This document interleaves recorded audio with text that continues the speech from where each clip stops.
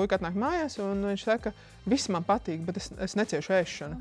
Kad nevar zināt, kā tas bērns reaģēs, it kā tieši tu kādā trešdienā, kad tu esi pieteicis vēl 3 pulciņus ārpus skolas, varbūt viņam skolā kaut kas tā triggerēs. Ko darīja pavasarī? Nu, kapāja tās datorspēles vienkārši. Viņš pat ārā nav bijis, sauli nav redzējis, vienkārši no rīta līdz vēlam vakaram. Šis ir podcasts Domedis, un mēs visi strādājam skolā. Šī ir vieta, kur atklāt dalīsimies ar savu pieredzi un situācijām. Ar šo vēlamies uzsākt sarunu par skolotāju darbu, lomu, pienākumiem, atbildībām, par skolas dzīvi kopumā, jeb kas lācītam vēderā. Mēs parādīsim, ko nozīmē darbs mūsu skolā, ko nozīmē izglītība kopumā, tās ietekme, kā mēs veidojam attiecības, kādas ir mūsu ilūzijas, bažas, uzvaras un kritieni. Tas ir mūsu pieredzes stāsts. Un ceram, ka tas tev dos iespēju sadzirdēt, uzzināt, kritizēt vai nosodīt, varbūt pieņemt vai pielāgot to tavai situācijai un vajadzībai. Klausies, domā līdzi un iesaisties domvedas sarunās.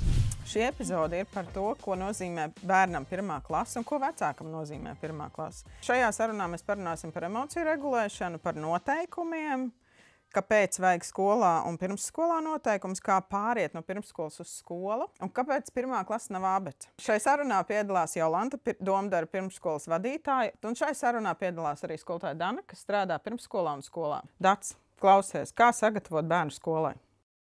Es nezinu. Ļoti labi atbildi. Man liekas, ka tas ir ļoti sarežģīts un izaicinošs jautājums, jo tas nav tikai par skolu, tas ir vairāk par pirmsskolas gaitām bērnam, par bērnu sadarbību ar skolotāju, par vecāku sadarbību ar skolotāju, jo mums ir ļoti svarīgi vienmēr zināt, ko bērns ir darījis pirms viņš atnāk pie mums uz 1. klasi. Tāpēc mēs varam tikai mēģināt tvert kaut kādus mirkļus, noskaidrot, ko viņš zina, proti, kā viņš jūtas ar citiem bērniem kopā, bet patiesībā mēs viņu iepazīstam visa mācību gada laikā. Un ko nozīmē pirmsskolā bērnu sagatavot skolai, Jolanta? Pirmkārt, tas ir atbildīgs darbs, jo tieši tā kā Dats arī teica, ka tā ir sava veida tilta veidošana un šīs te pārejas veidošana, kas palīdzētu bērnam pāriet no pirmsskolas uz skolu. Un tas ir ļoti svarīgi, lai būtu gan zināšanas, gan arī emocionālā sagatavotība. Ko nozīmē tilta veidošanas no pirmsskolas uz skolu? Kas tas ir? Iedod lūdzu kādu piemēru. Mūsu gadījumā tas ir, kad skolas skolotāji nāk uz pirmsskolu un vada stundas. Un ko tas nozīmē nāk uz pirmsskolu? Tādā veidā bērnus iepazīstina ar to, kāds ir tas stundu princips un kas tad īsti notiks. Pieņemsim, Dana vada latviešu valodu, viņa nāk 2 reizes nedēļā uz pirmsskolu, uz vecāko grupu un pasniedz bērniem latviešu valodu. 40 minūtes. Jā, kāpēc tas ir svarīgi? Kāpēc vecākajā grupā ir nepieciešama šī pieredze, ka iet skolas skolotājs iekšā? Jo pirmkārt viņi iepazīst skolas skolotāju, viņiem jau veidojas sadarbība, viņi iepazīstās. Un jā, viņi jūtas daudz drošāki, jo viņi jau pazīst kādu no skolas. Dana, izstāsti, ko tu tur dari ar to vecāko grupu? Tā kā es mācu arī 1. klasē latviešu valodu, tad man ir mazliet vieglāk tādu pietuvinātu pieredzi, vērsties pie viņiem, lai viņiem jau parādītu, kādas būs tās reālās stundas. Protams, un nevar aizmirst, ka viņi ir pirmsskolā. Es uzreiz tur nenāku ar soli, ja nelieku viņiem sēdēt pie galda un mācīties no grāmatām. Protams, ar rotaļu nodarbībām, ar citām viņiem interesantām nodarbēm. Bet, jā, es parasti viņiem cenšos parādīt to, ka tās stundas, tā latviešu valoda, kas viņus sagaidīs skolā, nemaz ļoti neatšķirās no tā, kas viņiem bija pirmsskolā. Tā kā viņi ir savā komforta zonā, viņi ir ar skolotāju, ar pieaugušo cilvēku, kuru jau viņi pazīst. Tāpēc ir ļoti forši, ka šogad ir tāda iespēja, ka nāk tas pietuvinātais skolotājs no skolas, ka viņi jau nebaidās no tā, jo, ja viņi nonāk jaunā situācijā 1. klasē, viņiem taču visi skolotāji ir sveši, jaunas telpas, lai gan it kā tā ir tā pati ēka, bet tas ir visam kaut kas cits, kaut kāda lielā pasaule viņiem atverēts, bet tā viņi jutīsies daudz drošāk un varēs palīdzēt arī tiem skolēniem, kas, piemēram, nāks ne no domdara pirmsskolas, varēs palīdzēt daudz labāk iejusties, jo to ļoti labi var redzēt arī šogad tajās 1. klasēs, kurā ir domdara, piemēram, pirmsskolēni, viņi jūtas ļoti droši, viņi palīdz citiem, kas jūtas, nezinu, tur bailīgāki, vai viņi pazīst skolotājus, viņi tur, čau, Dana, vai tur, nezinu, čau, Dace, viņi ļoti droši. Tas ir svarīgi? Protams. Protams, nevar aizmirst par to, ka emocionālā sagatavotība, manuprāt, ir daudz svarīgāka, uzsākot skolas gaitas par tādu intelektuālo, par lasīšanu, rakstīšanu, lai gan tas nav tā kā mazsvarīgi, bet emocionālā. Un tagad gribu, lai tu šo arī turpini. Ko nozīmē emocionāla sagatavošana? Mēs varam iztēloties, ka arī pieaugušais cilvēks viņš nokļūst kaut kādā jaunā vidē. Mēs esam uztraukušies, mēs nevienu nepazīstam, mums ir ļoti grūti varbūt uzsākt sarunu vai, atrast kaut kādu vietu vai kabinetu, piemēram, kaut kādā, aizņemt uz kaut kādu biroju telpu, piemēram. Viņiem ir tieši tāpat, viņi ir bijuši pirmsskolā, kur ir viena tā pati audzinātāja auklīte, viņi tur var ar viņu samīļoties, viņi zina, ka jebkurā brīdī tu, var paraudāt, pačīkstēt, lūdzu, aizsver man kurpīt un tā. Un tad pēc, lai tas topošais pirmsskolēns ir tāds emocionāli gatavs, lai viņš tā kā var paprasīt, pieņemsim, palīdzību tam jauniem skolotājiem, lai viņš tā kā visu laiku neraud un neprasa pēc mammas, jo tad kāda izglītība un kādas turpinājumus, jo viņš ir nobijies. Tas ir par to emocionālo drošību skolā, ko rada pieaugušo, un tā spēja paprasīt palīdzību ir būtisks solis, lai vispār bērns varētu integrēties kaut kādā jaunā vidē. Jā, un tad vispār arī, ko tad viņš iemācīsies, ja viņš visu dienu domās tikai par to, ka es gribu mājās pie mammas vai, nevarēs atvadīties, pieņemsim, no rīta. Un tas ir arī par kaut kādu savu veidu neatkarību no pieaugušiem. Mums jau reizēm ir lielākas problēmas ar mammām, nevis ar bērniem, jo mammas zvana, viņas uztraucās. Tāpēc, ka viņas uztraucās par to, kā tam manam bērnam iet šos, jo tas, kā tu teici, tas ir pilnīgi jauns process. Tā es zinu, ka viņš aizgājas pirmsskolu, viņš tur pavada dienu, viņam tur būs nodarbības, tad viņš pagulēsies, ies ārā un tas. Bet šeit ir pilnīgi cits process, kā viņš iejutīsies, jo tās ir bāžas par ne tikai to par to, vai viņš spēs izlasīt, saprast uzdevumus, kā viņš ar citiem kopā jutīsies, vai viņš tur atradīs savus kurpes, kas viņam jāpārvalk, vai tur sporta tērpu.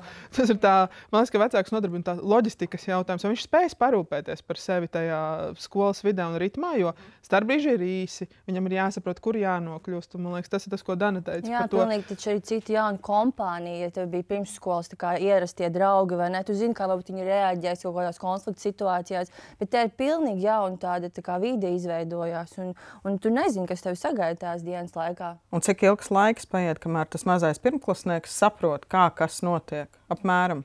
Man šķiet, ka tādi tiešām droši, man liekas, viņi jūtas pēc tāda pirmā pusgada. Man liekas, ka viņi tiešām tādi, līdz rudens brīvlaikā viņi vēl tādi tiešām, var just, ka viņi vēl tādi mazi, tādi, viņus tur vajag tur parādīt un samīļot un tam līdzīgi, bet man liekas, ka janvārs, ja viņi atnāk pēc ziemas brīvlaika, jau viņi jau tā kā jau lieli cilvēki jau ir. Lieli cilvēki. Forši, mazi lieli cilvēki. Klau, bet tas, ko es gribēju pajautāt, tad tas pirmais pusgads ir bišķiņi citas lietas, nevis zināšanas. Kas ir tas, ko dara tajā pirmajā pusgadā skolotājs? Viņš ir vecāks, viņš ir atbalsta persona. Piemēram, vēl joprojām, es mācu pirmā klasē latviešu valodu vienai no pirmajām, un mēs katru stundu sākam ar to, kas viņus samīļoja. Viņam man rindā nāk, viņi mīļo man, es zinu, ka viņiem ļoti vajag to. Tu to pati uzsāki? Man vajag samīļoties. Nē, es viņam neteicu, Klau, nākat man samīļot. Nē, viņiem vienkārši, daudz jau es pazinu no tās klases, jo viņi mācījās pirmsskolā domdarīs, tad es arī pirmsskolā biju viņiem mācījusi stundas, bet viņi vienkārši tādi ir, ka viņiem vajag to emocionālo tuvību. Viņiem ir bijis grūta dienas, piemēram, redz, ka tas bērns ir nobijies. Es viņam pieešu klāt, pateikšu, Klau, varbūt tu gribi samīļoties. Un tā kaut kāds aizgāja. Un vienkārši katru stundu man viņi ir jāsamīļo no rīta, jo viņi nevar tā uzsākt dienu. Tas, man liekas. Kādam vajag vairāk un kādam mazāk? Protams, jā, citi vienkārši tādi, kas varētu kā runcīšu klēpī sēdēt un tikai viņam pājā muguriņu mīļo. Un viņi tā kā tādi piesaist arī. Iegūst to uzticību. Tas ir no pirmsskolas. Jā, tas ir no pirmsskolas. Jolanta, es gribu, lai tu turpini šo stāstu par to, kā pirmsskolā var sagatavot tam, ko stāsta Dana. Kas ir tas, kā iedot to emocionālo drošību? Jā, tad sākumā mācīt atpazīt emocijas. Tas ir ļoti būtiski, ka bērns spēj nosaukt, pieņemsim, ka šobrīd es jūtos noguris, šobrīd es jūtos nobijies. Lai tā kā var saprast, kas ar mani notiek. Un tad arī tu vari lūgt palīdzību, un pārējiem arī ir skaidrs, kā es tev varu palīdzēt. Ir kādi konkrēti instrumenti, kā to darīt? Jā, ir dažādas spēles, ir arī no Uzvedība LV, piemēram, spēles, kur tieši emociju atpazīšana. Tad ir skolotāji izmanto dažādas metodas, bet bieži vien šajā rīta apļa daļā ir vesela sadaļa, kur šim tiek veltīts laiks. Un saturs, cik ir, piemēram, burtu mācīšana, ciparu mācīšana? Nu, tas viss tiek menedžēts un Pakārtots. Jā, tā varētu teikt. Jo, ja nav sakārtots viss tā emocionālā puse, tad burti un cipari nesanāks. Tas jau nav tikai par to vecāko grupu, jo to emociju atpazīšanu jau mācās jau no paša sākuma. Un ja nesanāk, un ja liekas, ka nebūs gatavs, ka tās emocijas bērns nespēja neatpazīt, ne kaut ko ar viņām darīt, kas notiek? Ir ieteikumi, ka lūdzu neiet uz 1. klasi? Nu, vienkārši jābūt gataviem, ka būs grūtāk, būs jāiegulda vairāk darbs vecākiem. Šeit domdarī labi tas, ka ir šis atbalsta personāls, ir gan sociālais pedagogs, gan speciālais pedagogs, un tad ir jāmeklē risinājums kopā.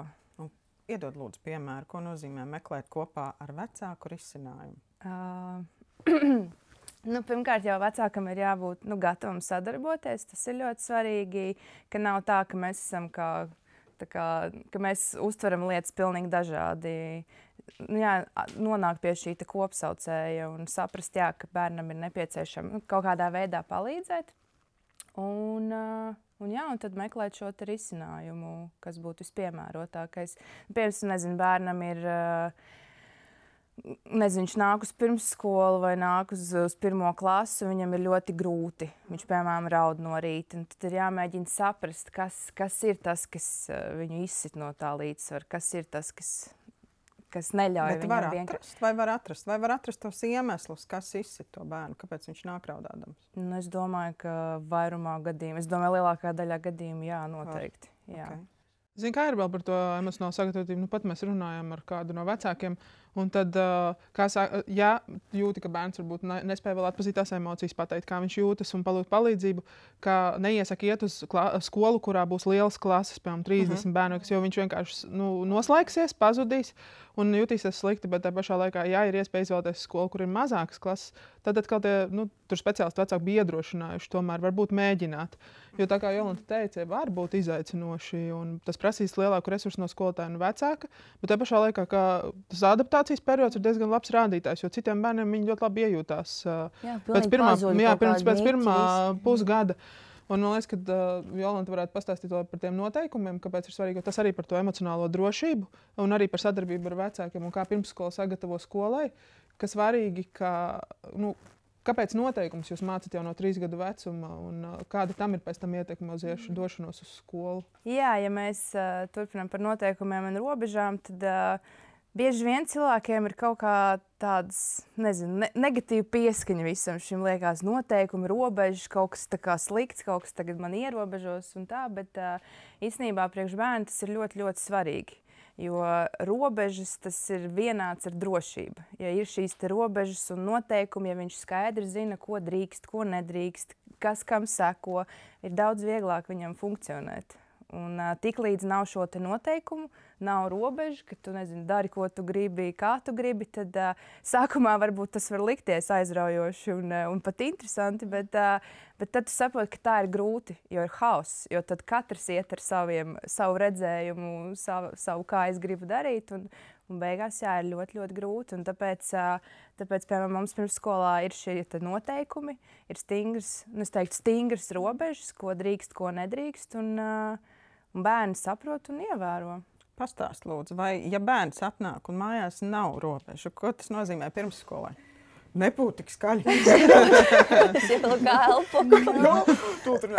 Tas nozīmē pirmsskolai? Tas ir izaicinoši, jo izdoties labi var tad, ja ir šī sadarbība. Jo bērnam arī ir grūti, ka, piemēram, mājās nav nekāda robeža, daru, ko gribu, un tad atnāk uz pirmsskolu, un, piemēram, šeit ir konkrēti noteikumi. Un viņam ir tāds, bet kā?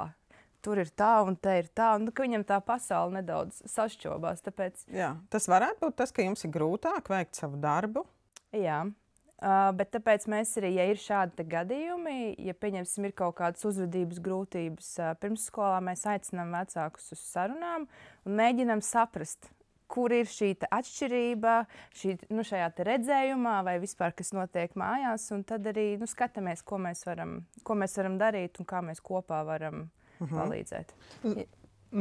Tādas tiešām pamatu, gan emocionālo, gan tādu noteikumu ielikšanu ļoti svarīgi arī mums, tā kā skolas skolotājiem, jo Jo daudz bērni atnāk nevis no mums pietuvinātās pirmsskolas, bet no dažādām. Un katrā pirmsskolā un katrā ģimenē ir savi noteikumi. Un tad, kad tos visus noteikumus viņi saliek viņus kopā, vai ne, tā vide izveidojās, un tad viņiem vēl jāpakārtojas kaut kādiem skolas noteikumiem, tad tur var sanākt nenormāls haoss un ir ļoti grūti, kamēr tu viņus piedabū pie kaut kādas tādas vienotas sistēmas, lai tu vari veikt tos savu pamatu pienākumu un viņus izglītot, vai ne?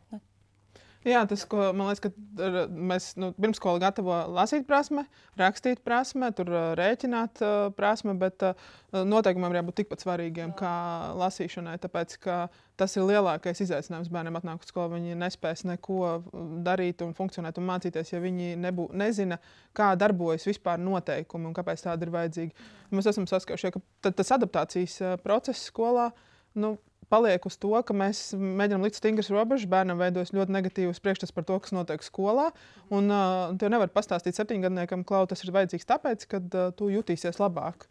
Viņam nedara tāds arguments. Nē, viņam vispār nedara tāds arguments, jo tieši tas, ko Jolanta teica, ka ja pirmsskola neuzskata, ka noteikumi ir gana tāds nozīmīgs solis, kas ir jādara un bērnam jāapgūst, kad vispār mēs dažādās vietās ievērojam dažādas noteikumus, tad pēc tam, principā, viņš ir atkarīgs no visiem citiem, no pieaugušajiem. Viņš nevar veidoties kā tāda personība, kas var spēj parūpēties par sevi. Un tas ir pamats. Un tas arī vienkārši pēc tam rada grūtības skolotājiem. Ir papildus darbs ar to visu. Tā ir tāda laba investīcija pirmsskolā, kad pie pirmsskolas skolotāji ir investējušies tajā un iemācījuši bērniem ievērot noteikumus. Man ļoti patīk, ka mums ir bijusi pirmsskolas kolēģi, kur teica mīlestība ar stingrām robežām. Un tā tas arī ir, tas tik superīgi funkcionē. Ja tas bērns, tā kā Dana saka, tu samīļo, bet tu esi, kā mēs arī skolā sakam, mums ir draudzīgas attiecības, mēs neesam draugi. Tāpēc funkcionē tās robežas ar noteikumiem, bet es esmu gatavs arī tevi uzklausīt un samīļot.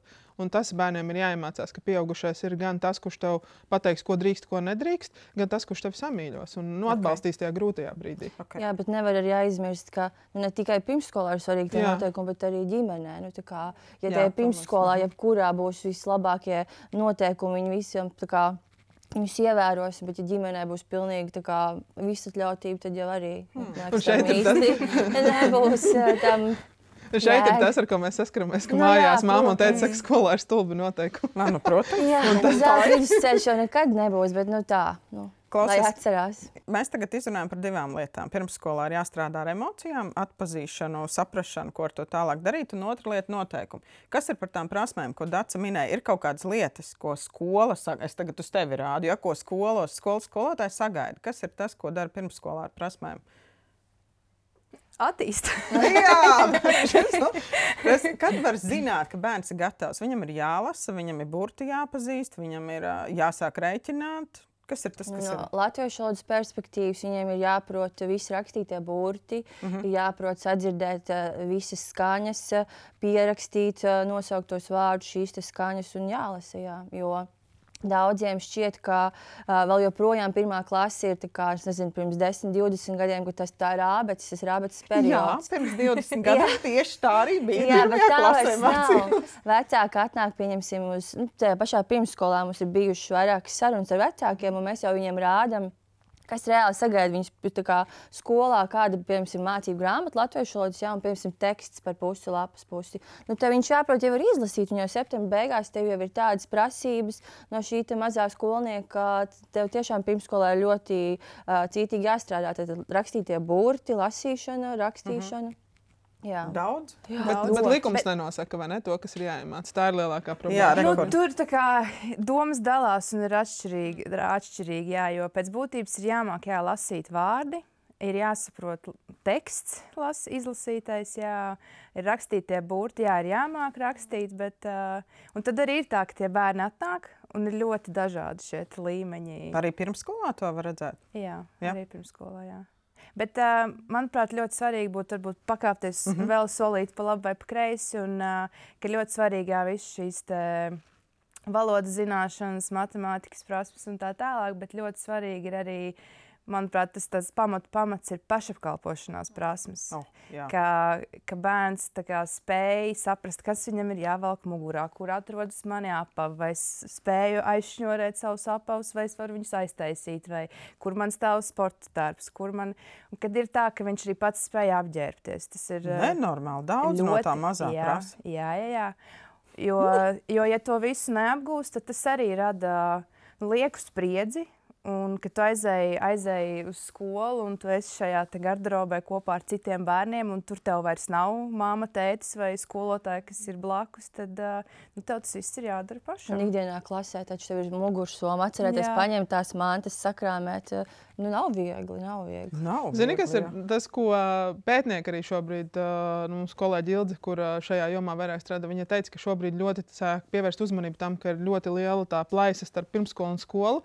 Nav ne izglītības politikas veidotāji, ne praktiski netiek domāts par to, kā sapludināt vienmērīgi to. Jo tieši to es arī dzirdu. Jolanta saka, ir citas lietas, un tu saki atkal, kad ir jau jālasa. Kur tad, lai tās prasības ir ļoti augstas pret to bērnu, kas atnāk. Jo mums skolā ir iepazīšanās nedēļa, kur mēs jūnijā tos skolēnus, kurus mēs uzņemam pirmajā klasē, mēs viņus jau, būtībā tā ir tāda sava veida nometne, kur viņi piedzīvo vienu nedēļu kā skolas dzīves, lai viņiem būtu mierīgāk sajūta par to, kā viņiem ies septembrī. Pie labiem nosacījumiem viņiem satiek savus audzinātājus un noteikti satiek savus klases biedrus topošos. Un ko tas dod? Tas dod to drošības sajūtu par to, ka man ir vārdam skola, man ir bilde, konkrēta ēka, konkrēta vide, sajūta, kā es tur jūtos, tajā draugi. Jā, mums pagājušos bija piemērs, ka jau ballītes vasaras jau tika organizēts, jau jaunie klasbiedri tika aicināti. Tas ir tāda forša iespēja tā lēnām doties tajā skolas dzīvē. Tā pašā laikā skolotāji arī seko līdzi prasmēm, viņi novērtē lasīt prasmi, rakstīt prasmi, kas ir liela problēma, nav sīkā motorika attīstīt, bērni nevar noturēt pilspalvu, vai tur tā, ka pilnīgi visi asinspadi izspiedušies, tā kā viņi celtu kaut kādu smagāko svaru stieni. Tas ir tas, kas teorētiski būtu bijis jānovēro un jāpasaka pirms skolā. Bet ir kaut kādas lietas, ar ko mēs strādājam skolā. Un ko jūs ar to darat? Tagad jūnija pirmajā nedēļā jūs esat pastījušies iepazīšanās nedēļu. Kas notiek tālāk? Mēs nedēļas beigās dodam vecākiem rekomendācijas, ko mēs sakam, spēlēties ar plastelīnu, kaut ko mīcīt, trenēt to plaukstas muskulatūru, lai to var noturēt to pilspalvu rokā. Lasīt, 15 minūtes katru dienu lasa viens otram, jo tie ir 3 mēneši, kur patiesībā neieguldot pat tur tik daudz laika, kā kaut kāds konkrēts minūtes dienā, var ļoti labs rezultāts panākt. Un arī mums pēc tam, kā pedagogiem, ir daudz vieglāk uzsākt to skolas gadu, jo mēs jau aptuveni saprotam to grupu, kāda būs vai ne, kāda būs tā grupas dinamika. Protams, paturot prātā, kad gan jau ka vasarā vēl kaut kāda izaugsme notiks, bet arī mums ir vieglāk plānot to mācību procesu, vai ne, jo mēs aptuveni jau zinām, ko mēs varam sagaidīt, ka mums nav pilnīgi no jauna viņi jāiepazīst, jo nedēļas laikā tagad liekas, ka tāds mazs īsts periods, bet patiesībā ļoti labi var iepazīt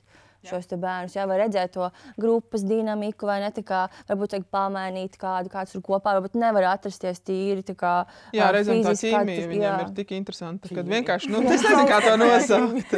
Savstarpējā ķīmija, jo mums ir bijis, kad mēs domājam, ka tas bija, starp citu, 4 gadus atpakaļ, ka mums bija viens puika citā klasē ielikts.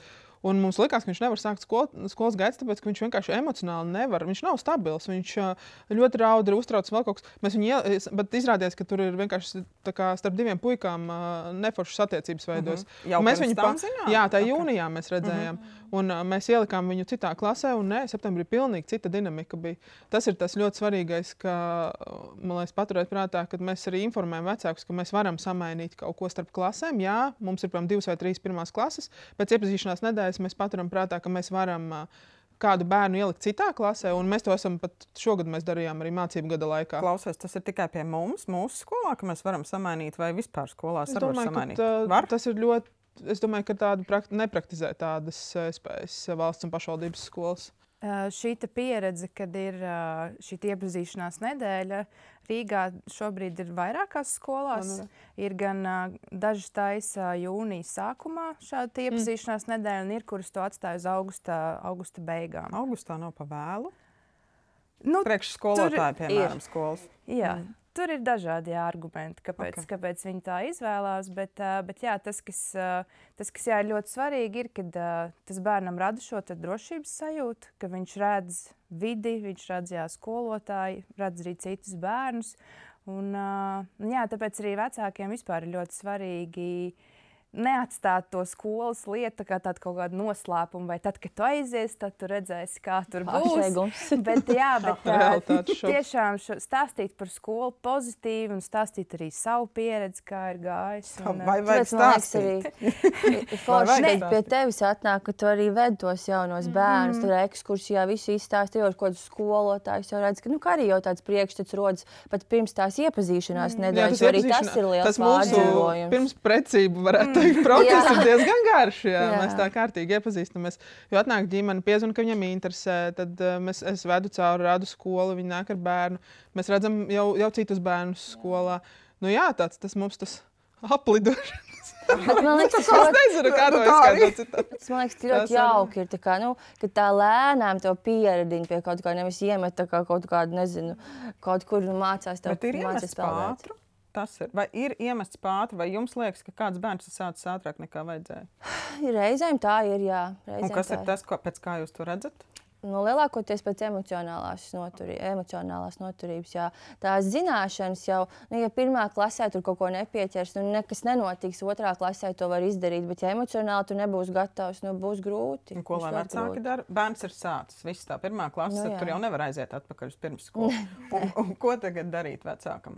Jābūt ļoti pretimnākošam un jāsadarbojas ar skolu, jo galu galā mēs jau esam tādi savas jomas profesionāļi, taču skolotājs ir mācījies, arī citi skolas darbinieki ir attiecīgi savas jomas zinātāji. Līdz ar to vajag uzklausīt, nevis uzreiz nākt ar kaut kādu bloku. Nē, šis nav par manu bērnu, vai tā nav, es neticu jums, vai ne. Bet vajag būt tādam pretimnākošam, lai mēs varam tā forši sadarboties. Jo, ja arī sanāk tā, ka tas bērns ir ātrāk sācis dēļ emocionālā, nekas, mēs viņu vairāk pamīļosim, pievērsīsim uzmanību, tur apčubināsim, un tad jau mums ir ļoti daudz tādi tiešām pozitīvi iznākumi. Ir arī otrs variants, ka sāk par vēlu. Ir tāds bijis? Nav, man liekas, ka par vēlu. 8 gadi ir vēlākais, kad ir sākts, bet tad ir bijuši objektīvi iemesli, kāpēc tā. Ir vispār kaut kāds vecums, kurā 6-gadnieks var sākt skolu? Jā, pie mums var. Okay. Bet pašvaldību skolu un valsts skolu rindās viņi stingri turās pie tā. Mums ir 2 bērni, kas mums skolas vēsturē ar 5 gadiem ir sākuši skolu. Un tas ir tāpēc, ka mēs jūtam, ka kaut kur emocionāli varbūt nav bijis līdz galam, ka būtu vērtīgi varbūt tas 1 gads, bet viņi iejūtās. Tāpēc, ka viņi pirms tam visu to laiku ir pavadījuši kopā ar pieaugušiem, lielākiem brāļiem, māsām, un viņi jau dzīvo tajā, viņu valoda, izpratne par lietām ir cita. Kā varēja saprast toreiz, kad mēs ņēmām 5-gadniekus? Kā varēja saprast, ka mēs prasījām no pirmsskolas. Mēs daudz runājām ar vecākiem, mēs lūdzām, lai pirmsskola dod savu vērtējumu, ieteikumus, vai kā viņi to procesu redz. Jo tas, ko pirmsskolā, kas ir problemātiski, ka tas 5-gadnieks jau tika tajā pēdējā gadā pielikts pie 6-gadniekiem, gatavojoties skolai, tas nozīmē, ka viņš vēlreiz iet to gatavošanās procesu skolai, kas arī nav vēlams bērnam, jo viņam pilnīgi, viņam neinteresē, viņš jau to zina. Viņš ir jābīda tālāk, bet tikai tāpēc, ka viņš tas emocionālais atbalsts nav bijis pietiekams.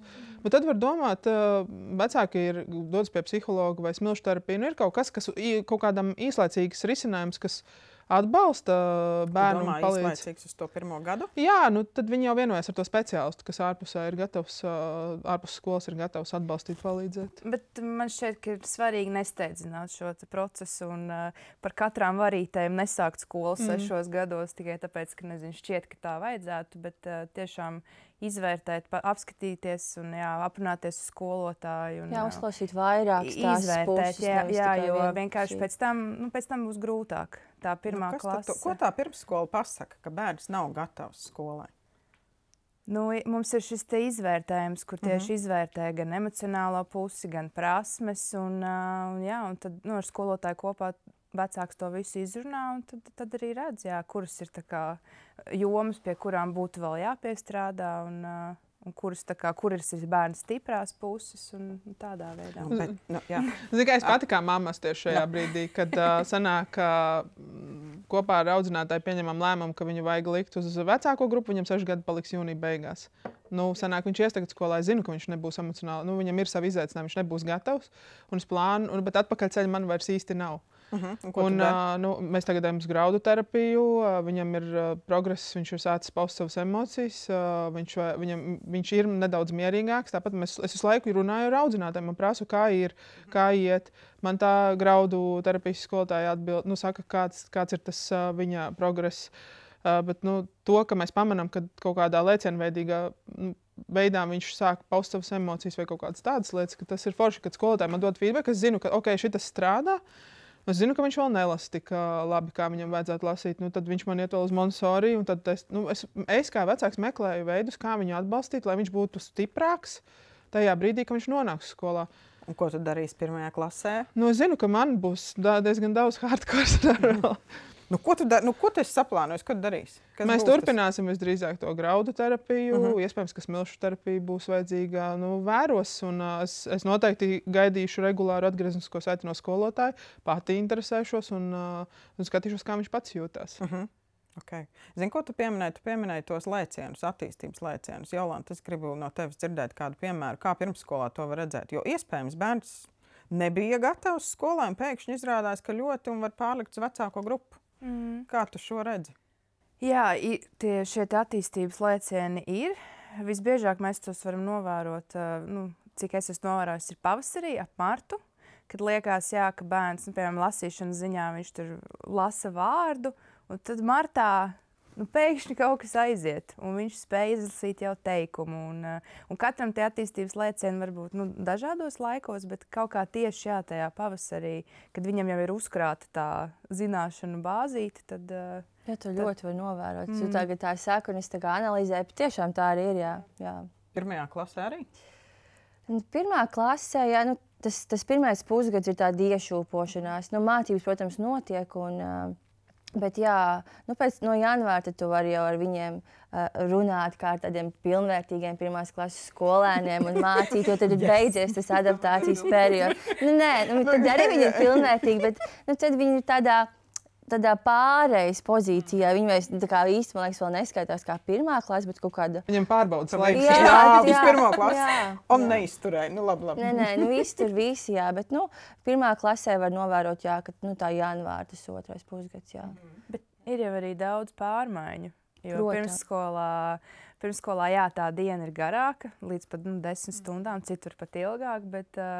Jā, tomēr ir tie atpūtas brīži, āra brīži, bet skolā, jā, tev ir stundas un diendusas vairs nav. Jā, šī ir katastrofa, manuprāt. Rotaļu laiks. Jā, un sākumā vienkārši ir šis adaptācijas periods, kad ir tev mainās dzīve, un tas nav viegli. Ne tikai bērnam, arī vecākam. Arī vecākam. Bet šeit es gribu paturpināt, jo skolā ir pilnīgi cits režīms. Tiešām nav ne gulēšanas, ne rotaļlaiks. Kas ir tas, kas vecākam būtu jādara tajā 1. klasē?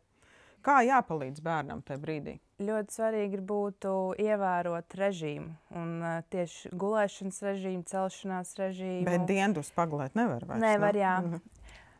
Bet censties, ka katru dienu celties vienā laikā. Iet gulēt vienā laikā.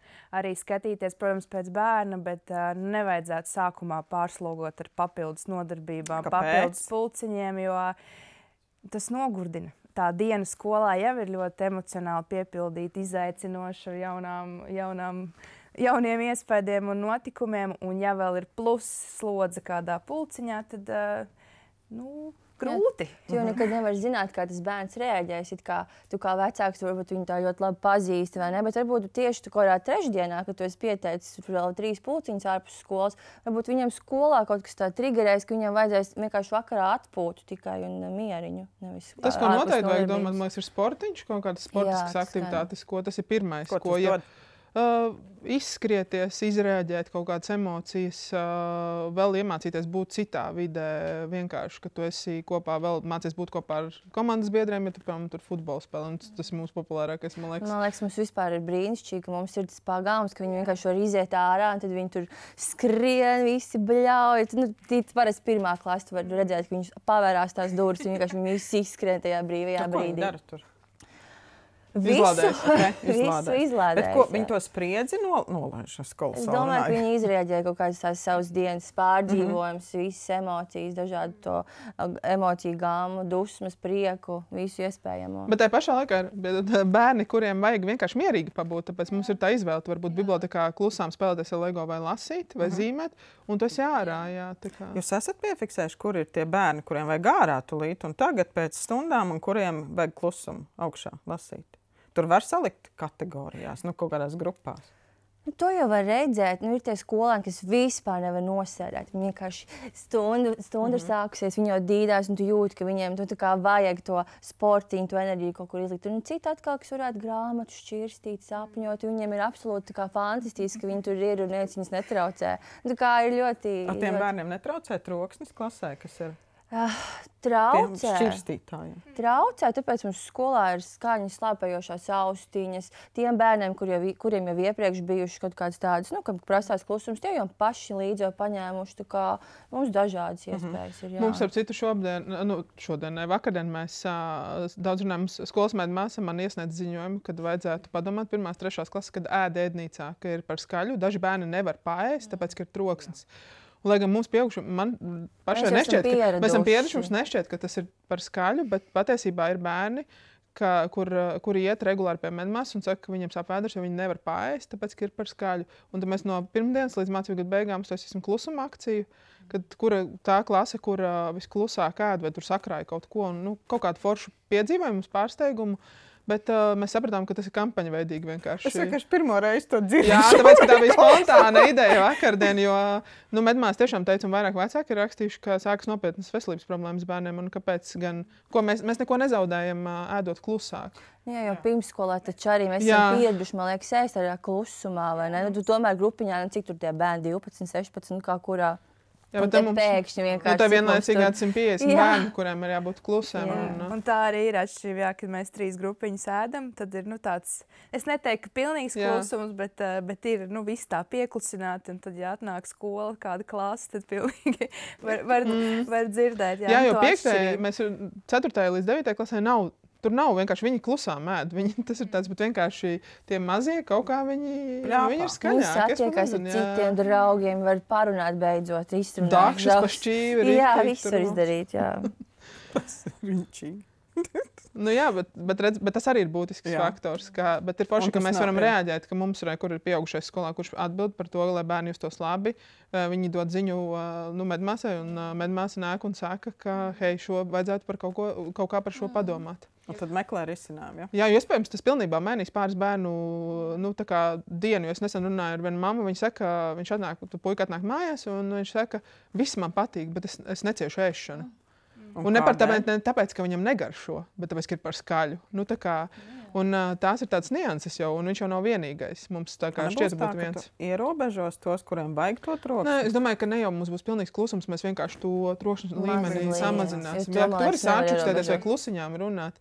Bet tur jau, ja ir troksnis, viņi viens otru mēģina pārunāt, kas nozīmē, ka ir vēl skaļāk. Tā ir, man liekas, arī ir vērtīgi iedot kādu piemēru. Kad, piemēram, aiziet uz kafejnīcu vai restorānu. Tur nav tā, ka viss. Kad mēs ar skolēniem aizējam uz kafejnīcu, tur nav kluss.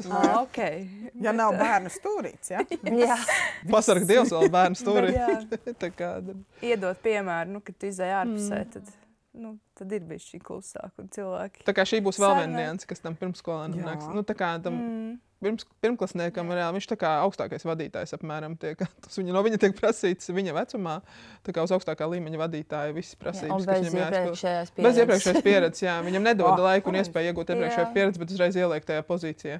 Šausmīgi vienkārši. Mazulītim ir grūti. Bet tas, kas ir liels pluss, manuprāt, šeit Domderī, ir tas, ka tie bērni, viņi jau no 3 gadu vecuma, viņi ir šajā vidē. Mēs esam vienā ēkā, mēs katru dienu ejam pusdienas brokastis, launaks uz ēdnīcu, viņi pa ceļam satiek skolēnus, pa ceļam satiek skolotājus, mammas. Visi tie paši noteikumi pagalmā iepazīstās, un līdz ar to tu jau tā kā no mazotnes, tu esi šajā vidē un tev viņi nav sveši. Tad sanāk, tā ir priekšrocība, ka mēs esam vienā ēkā. Mums, nu, Jā, ir Jā. arī vairākas pašvaldības skolas, kur ir pirmsskola un skola. Tikai katrs risina to sadarbību citādāk. Bet jā, man patīk, ka mazie iet un tur piecīt iedod Jā. lieliem skolēniem vai tur. Vēl, tūlīt būs lieldienas. Man liekas, 9. vada mazajiem lieldienas. Jā, Jā. aktivitātes. Jā, Jā. jā. Tas būs tāds pārsteigums, jo nezinām, ko viņi būs sagatavojuši. Viņiem bija klases nakts, tagad viņi palika skolā par nakti, lai būs sagatavotu. izdomājuši. Nu, labi. Tu vari iedomāties, ko būs, ja pusauģi izdomājuši 4 no rīta. Jā. Būs jaudīgi. Būs jaudīgi. Nabaga bērni. Okay. Jā, kad viņi sajūt arī to, ka tie lielie atnāk parūpēties. Un mums taču ir arī skolēni, kur strādā pirmsskolā, Jā. vasarā vai kādos Jā. brīvlaikos, kad viņi redz. Nevarēja teikt skaļi. Nu kā, viņi nāk un darbojas un palīdz, bet tā arī gan tiem pusauģiem ir forša pieredze, jo viņi redz, kā vispārībā tie mazie funkcionē, kā skolotāji ar viņiem tiek galā.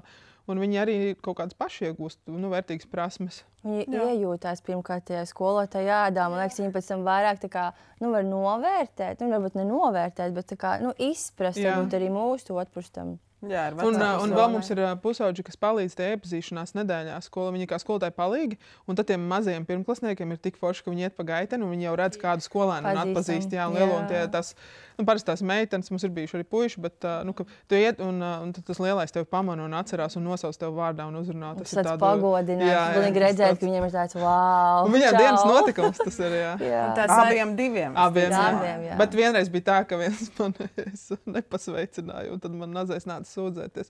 Un tas lielais pēc tam tikai saprata, cik tam maziem tas ir nozīmīgi. Svarīgi, jā. Ir svarīgi, jo arī četrgadniece pasaka, ka man draudzene mācās 7. klasē. Un Jā, tas pilnīgi var redzēt sejā to Viņi prieku. grib uz skolu, tas nozīmē. Pirmsskolā viņi grib uz skolu. Viņiem Jā. viņi Jā. redz to, kāds. Man vairāk patīk tas, ka mēs esam vairāk vecāki, kas strādā kur ir skolā, kuriem ir bērni pirmsskolā. Es neesmu nekad direktors, es vienkārši Kārļa mamma. Man Jā. ļoti patīk, tas mans mīļākais amats skolā. Kārļa mamma? Jā, bija vēl mums Oskars kolēģis, kur arī vienmēr Kārlis man teica, Artūr teica. Jā, forši. Nu, jā, un Oskars Ka arī tā man teica, es uz nodala, ne? Artūru teicu. Un tā kā Kārļa Nu, bet mamma, ir jau tas ir arī. Letīcijas mamma. Nu, jā, bet tas ir foršs tāds amats, ar ko viņi amats. Un tas, man liekas, arī ir amats. Ir. tā kā- Vai ne? Jā. Bet kā mūsu valstī taču ir bērnu kopšanas atvaļinājums, tā kā vajag izbaudīt kā atvaļinājumu to, ka bērni jau mēs esam atvaļinājumā. Un pēc tam skolā skolotāji pārņem šo Jā, un tad mēs atvaļinājumu. vasarā Jā. mums atdodam. Tāpēc man patīk, ka 1. septembrī, kad vecāki nāk uz zinību dienas Jā, dārza svētkiem, tā kā ņemiet viņus atpakaļ.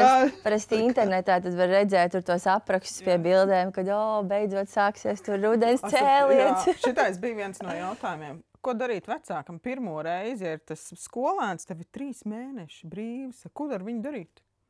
Nu, ko darīt ar to? Ome, Nē. opis, māma ņem atvaļinājumu uz mēnesi, tad teica ņem atvaļinājumu uz mēnesi. Vajag graf. Un tad, kad Un kopā nekad nesatiekās.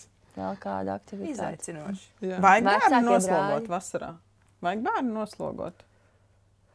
Jā, Jā. vajag. Jo, var ļoti just 1. septembrī, vispār septembrī, kad viņi atnāk. Tie, kas jau ir bijuši skolā, kad viņiem ir bijis pa ilgu tas periods. Viņus pēc tam ir ļoti grūti atkal dabūt tajos noteikumos, tajā režīmā, ka atkal būs jāmācās. Paiet kāds laiks, un tas nav tikai pirmklasniekiem, otrklasniekiem, arī 4. un 5. Jebkuram ir grūti atgriezties, manuprāt, pēc atvaļinājuma darbā, vai ne? Tas ir ekskluzīvi. 3 Jā. mēneši Jā, ir es arī ekskluzīvs teikšu nepopulāru viedoklis. Ne, tas ir par garu priekšskolēniem, un priekš tādu mācību procesu būtu foršāk, ja tas vienkārši, iespējams, tas pats periods paliek, bet mums vienkārši vairāk brīvlaika. Mēs varbūt ilgāk mācāmies, bet starp mācību posmiem tiek ielikts kaut kāds papildus brīvdienas. Un tad saīsināt to vasaras. Bet atpūsties vajag. Atpūsties vajag. Tas ir svarīgi, jā. Ir svarīgi gan skolotājiem, gan bērniem, gan vecākiem. Kā var redzēt, ja bērns nav atpūties? Par skolotājiem es neapšaubu. Es zinu. Bet par bērnu, ka viņš ir pārslogots. Kašķīgs, ļoti ātri emocionāli uzvelkās. Tu vari just, ka viņš ir Neko nevar noguris, tad viņu sarunāt, paskaties, ka viņš jau ir tāds, ka viņam ir grūti, viņam vajag to atpūt. Un tīpaši tad, kad ir pirmām klasēm ir parasti brīvlaiks, tur ziemā vai februārī. Un tu jūti, kad viņiem jau ir par daudz, viņiem tiešām vajag to brīvlaiku, viņiem vajag to atpūt. Jo katru dienu celties nākt, tas režīms viens un tas pats, vai ne? Viņam nav viegli. Es sapratu. pirms brīvlaika, pirms pirmīša brīvlaika, papildus brīvlaika, lielākā daļa no pirmīšiem slimo. Viņi neizvēl līdz tam brīvlaikam. Bet zini, kas būtiski vēl arī, ka vasarā, ka viņi nesēž pie televizora, pie ierīcēm, un kaut kā tas ir pilnībā jānoliek malā, jo viņiem vajag kāpt kokos, viņiem vajag pētīt, kas notiek, spēlēt visas vecās zināmās pagalma spēles, jo daudz bērnu atnāk un tad paprasa viņam, ko labi vecākajās klasēs, ko darīt pa vasaru. Kāpāja tās datorspēles vienkārši. Viņš pat ārā nav bijis, sauli nav redzējis. Vienkārši no rīta līdz vēlam vakaram ir spēlējis. Un tā kā, protams, viņam domā, viņš domā, ka viņš atpūties, bet... protams, katram jau ģimenē ir savi tie resursi, savas iespējas, kā var nodarbināt, bet, brīvā daba vēlams, tā kā tiešām... Pie omēm, opiem uz laukiem. Jā, jau. Omas vairs nedzīvo laukos. Tas gan, un omas arī strādā lielai daļai. Mūsdienu bērnu tā arī, man liekas, tas ir milzīgs izaicinājums. Vismaz brīvdienās, kad vecākiem ir brīvdienas, tad kaut kā atrast savu brīvo laiku. Un galvenais, man liekas, ir tas, nedod gatavas lietas, ko darīt. Lai viņi saka, ka viņiem ir garlaicīgi, nezinu, ko darīt, vecākiem jāiztur 20 līdz 30 minūtes. Bet tas ir kaitinoši. Tas ir kaitinoši, drausmīgi.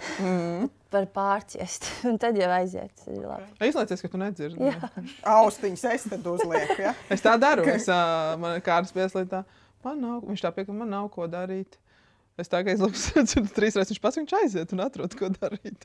Es šito teikumu gribu izcelt ārā, kad saka, ka nav... Viņi saka, ka viņiem ir garlaicīgi. Kas tur notiek tajā brīdī, kad viņš pasaka un pēc tam aiziet un kaut ko sāk darīt? Kas tur ir? Viņš attīst savu radošumu un spēju nodarbināt sevi. Jo mūsdienās ir tas, ka mēs par daudz piedāvājam, izklaidējam, piedāvājam visu kaut ko, un tam bērnam viņam pat nav īsti iespēja kaut mirkli pabūt tajā garlaicībā un padomāt pašam, ko darīt, ka bieži vien, ņem padara to, izdara telefonu. Tāpēc, ka man jau kā mammai ir grūti, tāpēc, ka man viņš uz laiku bāžas virsvars, ka man nav ko darīt. Man ir jāiztur tiešām tās minūtes. Tas ir grūti ļoti, kā pieaugušajiem. Pēc tam arī vispār skolotājiem arī ir grūti, ka tas bērns ir pieredzis, ka viņam visu pieliks priekšā, parādīs tur 7 aktivitātes, kad ir tādas tiešām vienkāršas mācību stundas, kur viņam pašam kaut kas ir jāizpēta, jāatrod. Viņš to nespēja izdarīt, viņš nemāk, jo viņam nav bijusi iepriekš tāda pieredze, kur viņš pats to būtu caur sevi izzinājis. Tā kā vasarā vajag dabā un nepiedāvāt, ko darīt. Un kas ir ar mobiliem telefoniem? Jā, bez ekrāniem. Vai tādu ļoti limitētu laiku. Klau, šitais jautājums vecākiem ir, vai bērnam 1. klasē vajag mobilo telefonu? Nē. Un nevajag arī pulksteņus, uz kuriem mamma zvana stundu laikā un saka, kā tu jūties man šķābulīt? Mēs taču skolā esam tik daudzi pieaugušie un laika gaitā kļūst, man liekas, visi uz 1. klasē piesaistītie pedagogi, viņiem ļoti tuvu, ka var pie jebkurā aiziet, ne tikai klases audzinātājs. Un mums taču ir visi tie telefonu numuri, mēs varam jebkurā brīdī piezvanīt, nav, jo tas bērns arī pats ir uztraucies. Man tur tas telefons skapītie. Ja man mamma ir zvanījusi, tad viņš arī visu laiku... Tā ir vēl viena lieta, kas nodarbina viņa prātu, un tad vēl viņš uztraucas par telefonu. Kāds paņēmis, varbūt pēc stundām gribās parādīt klases biedriem. Tad vesela epopeja nevajadzīga. Un tāpēc arī ir svarīgi vecākiem pašiem būt emocionāli gataviem palaist bērnu skolā un uzticēties iestādē, kuru viņi ir izvēlējušies. Jo bērns jau jūt, ja māma vai tētis visu laiku ir tādā stresā spriedzē, tad arī bērns būs. Tas nav vairāk par paša vecāka pieredzi aizejot uz 1. klasi? Bieži vien tā arī ir. Es esmu pilnīgi pārliecināta, ka vecāki meklē skolu sev, nevis savam bērnam. Un tas tā ir vienkārši. Un ir bijuši gadījumi, kad atnāk vecāks un viņš sāk stāstīt kaut kādu pieņēmumu, un kad tu saproti, ka reāli viņš stāsta par savu pieredzi. Viņš pat nemaz nestāsta par bērnu, bet ka man gāja grūti, un es atceros, kā man gāja. Negribu iedziļināties varbūt tajā reālajā kaut kādā problēmu situācijā vai jebkurā, kāpēc viņš ir atnācis, bet uzreiz jau savs tas...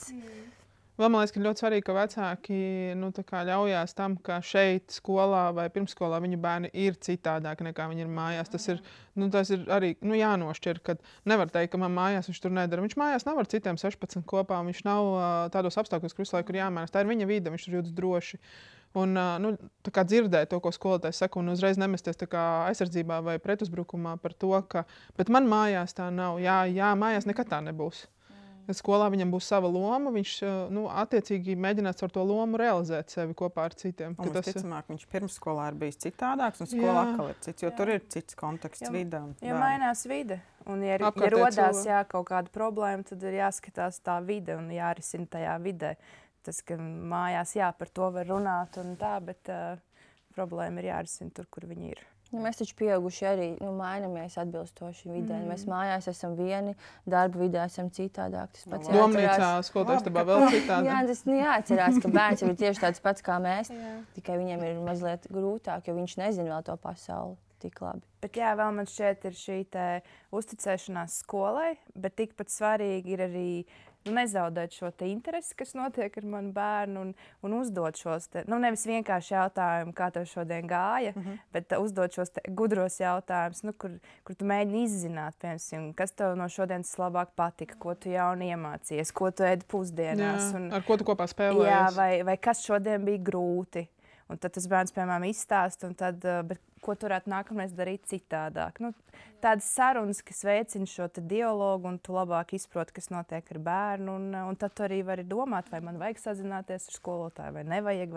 Šis mums bija jau vienā no epizodēm, tiešām bija jau par to, kā vecāki reaģē uz skolas. Jā, jo man, piemēram, arī vakardienas, mans Kārlis nenopelnīja uzlīmīt dejošanā. Un es jau saprotu, ka kaut kas bija, un es viņam saku, kā tu šodien gāji dejošanā.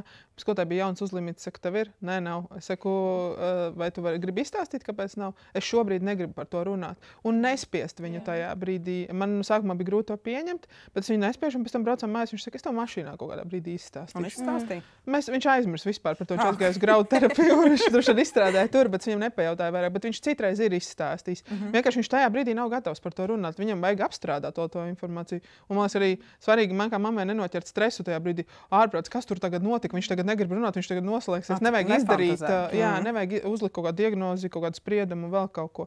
Iespējams, viņš tiešām izstāstīs vēlāk. Viņš varbūt negrib, tāpēc, ka tur netālu ir citi bērni vai ir kaut kādi apstākļi, kas viņam to.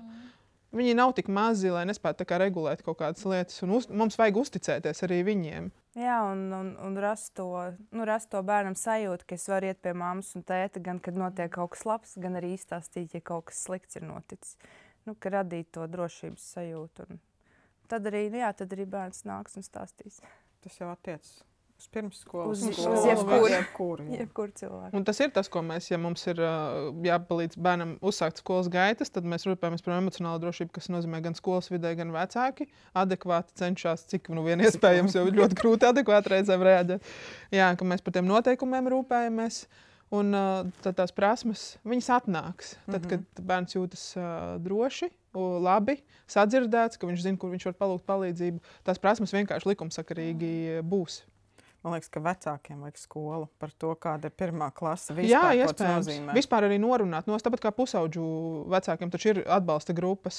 Tāpat arī būtu īstenībā fēni, kad ir... ja pirmo reizi ir tā pirmā klase, tas tiešām vecākiem pašiem varbūt vajag iepazīšanās nedēļu. Jā. Ar ko? Ar skolu? Jā, skola, mācību procesu. Un kur arī viņi var uzdot šos jautājumus, kas viņus satrauc, jo varbūt viņi arī daudz ko nezina. Bet zini, kāds risks tur ir? Tikai Līga Bērziņa saka, tik līdz mēs iesēdināsim vecākus skolas solā, viņi cels ārā savu pieredzi. Viņi nedzirdēs neko, ko mums negribam to.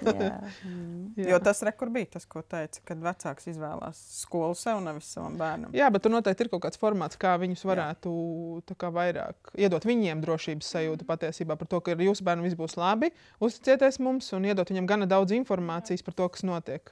Jo, man liekas, tas ir tā informācija īstenībā par procesu ir viena no drošības lietām vecākiem. To mēs darām. Pirmajā klasē mēs strādājam. Jā, un tās bailes no nezināmā, kad kaut kas nav skaidrs, un tad arī rodās visādi lieki pārpratumi. Saruna. Un veidot šīs attiecības skolotājiem ar vecākiem un izrunāt visu, kas sāp un nesāp. Tas ir būtiski. Tu tikko dzirdēji mūsu pieredzi. Ja tu zini kādu skolotāju vai vecāku, kuram tas varētu noderēt, padalies. Mēs labprāt gaidīsim tavus jautājumus, ierosinājumus nākamām tēmām un iespējamos komentārus un turpināsim diskusijas.